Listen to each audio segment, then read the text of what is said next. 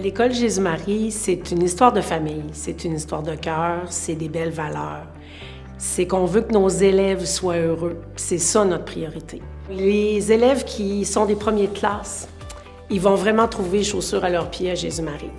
L'idée, c'est qu'on prend les élèves où ils sont, puis on les amène à se dépasser. Dans la population en général, croit que ce n'est que des premiers de classe qui sont à Jésus-Marie.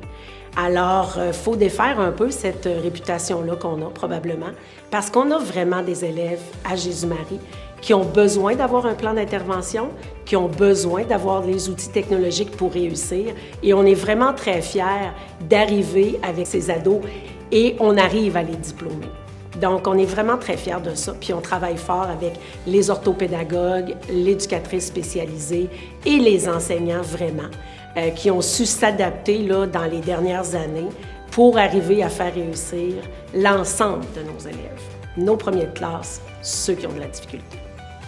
Tous nos élèves ont un iPad pour travailler à l'école. Quand ils entrent au secondaire, ils doivent avoir déjà leur iPad, puis on leur montre comment travailler avec un iPad.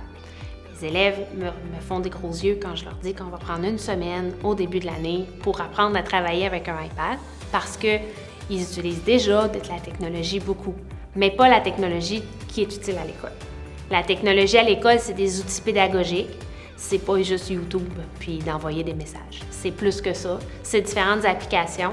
À l'école, on travaille avec les applications Google, un Google Classroom qui est le principe d'un Facebook, d'un réseau social dans lequel on envoie des devoirs puis des travaux. Puis c'est là que les élèves renvoient leurs choses aussi. Donc, on montre aux élèves, on prend le temps de les outiller au début du secondaire pour qu'ils puissent évoluer comme ça au fil des années. Et comme ça fait plusieurs années qu'on utilise un iPad, les outils sont connus des enseignants, maîtrisés des enseignants, avec de plus en plus d'outils qui sont de plus en plus adaptés à l'apprentissage au 21e siècle. Puis après ça, les élèves embarquent dans ça. De chaque année, on leur fait approfondir différentes compétences avec leur iPad qui permettent d'avancer. Je suis un grand sportif, je favorise les sports, j'aménage plein de sports, la plage horaire est faite pour que les jeunes puissent bouger à l'école, mais en premier, tu es un élève. Donc, l'équilibre de vie est hyper important pour que tu puisses bien réussir tes études. Donc, on va à l'école en premier, on fait du sport par la suite, on s'implique, on bouge. On a mis en place, à travers les dernières années, l'aide aux devoirs.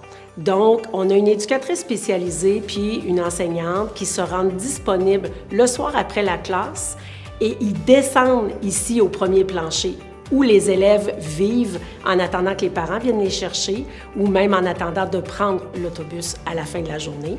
Donc, elles se promènent dans les aires communes, vont vers les jeunes qui travaillent, donc qui sont en train de faire les devoirs, qui sont en train d'étudier, terminer un travail d'équipe et leur prêtent main forte. Donc ça, c'est un beau service qu'on offre qui coûte rien. C'est gratuit, c'est généreux, tout simplement à la sauce Jésus-Marie.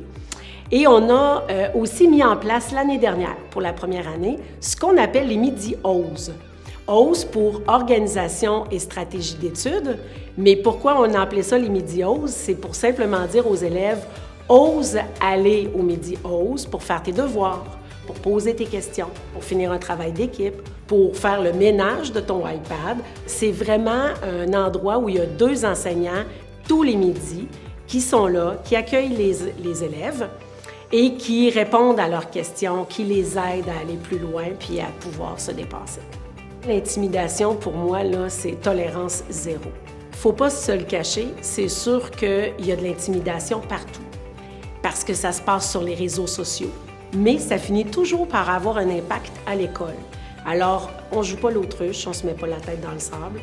On le sait qu'il y en a, puis quand on la voit, on intervient. Ce qu'on veut, c'est un milieu sain, sécuritaire, où chacun est heureux, puis que les enfants ont l'atmosphère pour être capables de se développer puis de se dépasser. On veut leur inculquer de belles valeurs. Ce qu'ils ont commencé à recevoir dans la famille, nous, on le poursuit ici à l'adolescence avec nos élèves.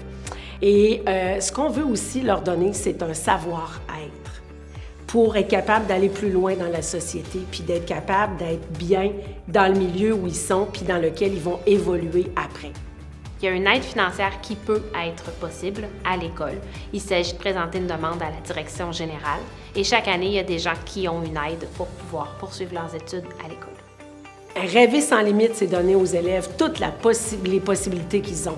En réalité, c'est qu'on veut leur fournir les outils pour pouvoir aller au bout de leurs rêves, accomplir leur passion, leur donner le goût de se dépasser du défi, d'aller vers l'avant, de regarder l'avenir avec optimisme, en souriant, en posant les bons gestes, en étant de meilleures personnes. Donc, rêver sans limite, c'est idéal pour un jeune parce qu'on ne veut pas perdre nos rêves même quand on devient des adultes.